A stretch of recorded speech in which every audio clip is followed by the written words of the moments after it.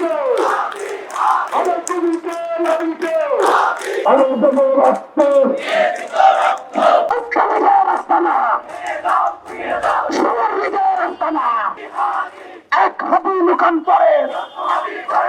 আমাদের দাবি একটাই, ওসমান হাদি ভাইকে যারা হত্যা করেছে, ভারতে গিয়ে পালিয়েছে, তাদেরকে দেশে ফিরিয়ে এনে অতি তাড়াতাড়ি দৃষ্টান্তমূলক শাস্তি ফাঁসি তুলতে ঝোলাতে হবে। একই সাথে ভারতীয় আগ্রাসন বিরোধী, ভারতীয় আগ্রাসন যাতে বাংলাদেশে কায়েম না হয়, ভারতীয় আধিপত্য বাংলাদেশে যাতে কায়েম না হয়, তারই বিপক্ষে আমরা আজকে এখানে উপস্থিত হয়েছি।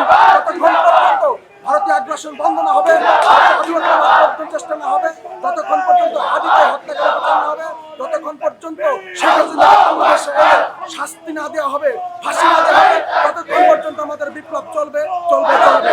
আওয়ামী লীগের সন্ত্রাসীদের এখনো কেন গ্রেপ্তার করা হবে না, তাদের অস্ত্র কেন উদ্ধার করা হবে না, হাদি ভাইয়ের যারা হত্যা করছে তাদের কেন এখন আইনে আওতায় আনা যায় নাই, স্বরাষ্ট্র উপদেষ্টা কেন দামের মাধ্যমে হাদি ভাইয়ের চাপা দিতে যায়, আইন উপদেষ্টাদের মাধ্যমে কেন আসামিরা জামিন পায়, এইগুলোর প্রেক্ষিতে আমরা সকলে অবস্থান নিয়েছিলাম।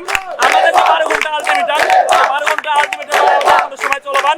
আমরা প্রশাসনের কাছ থেকে দৃশ্যমান পদক্ষেপ যদি না নিতে পারি তাহলে আমাদের এই কার্যক্রম চলতে থাকবে। হাদি ভাই মারা গেছে, হাদি ভাইয়ের খুনিদের দ্রুত শাস্তির আওতায় আনা হোক এবং তাদেরকে